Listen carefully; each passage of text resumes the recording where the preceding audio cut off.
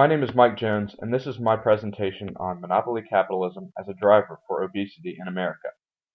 We have a major problem in the United States today, which is the obesity epidemic, and this presentation seeks to explain why food production in the United States right now and the model that it lives by is a driver for obesity.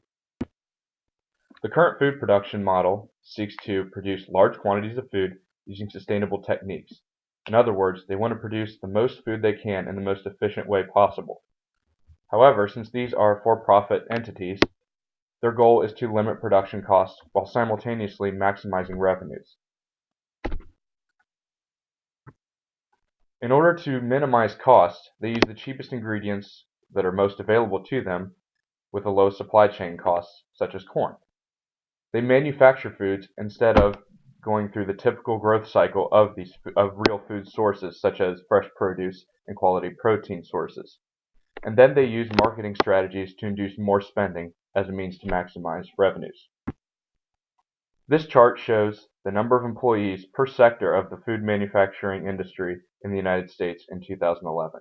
As you can see, there's a heavy concentration on manufactured foods over fruits and vegetables, which is in the purple. Here we see a strong correlation between the foods that were produced on the previous slide and the foods which are consumed most by Americans. As you can see, 63% of the foods consumed by Americans are in the processed food sector. What does this mean to consumers? It means that the majority of foods that are produced and then in turn consumed are heavily processed and manufactured from industrial ingredients instead of quality food sources such as produce and quality protein sources. These ingredients could range from artificial sweeteners and preservatives. They are energy dense and also contain minimal nutritional value. Since this is where most of the food is produced, it also means that most of the shelf space allotment in supermarkets are dedicated to these type of foods. These foods are ready to eat, energy dense, and hyper palatable foods, and they are most heavily marketed to consumers. Fresh produce and quality proteins have higher supply chain costs and therefore are relatively unavailable to consumers because they are higher priced in order to maintain profit margins.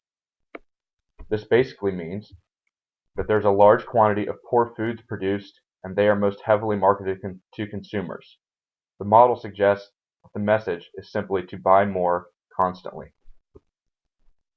Here we see that obesity is in fact a problem, and it may be argued that the trend is reversing. However, this projection through the year 2030 demonstrates that the problem is not reversing and is in fact increasing rapidly. This leaves consumers in a very conflicting position. They seek the best value and lowest price goods, but these goods are of little to no nutritional value to them. The foods which are of good nutritional value to them are higher priced and are relatively unavailable to the majority of them. The solution is to reverse the model. In other words, we need to develop sustainable methods of producing healthy foods, such as fresh produce and quality proteins.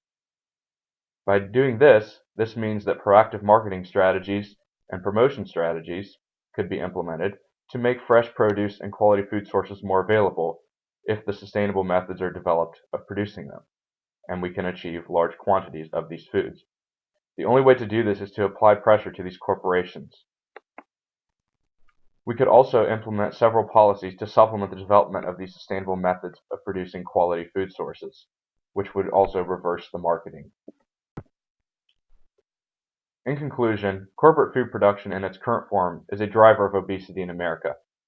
The model could be mutually beneficial with new policies and pressure from consumers to make healthy foods available, developing sustainable methods of producing food sources, and by implementing proactive marketing tactics and promotions focused on healthy food availability and changing the message delivered in marketing, the obesity epidemic can be reversed.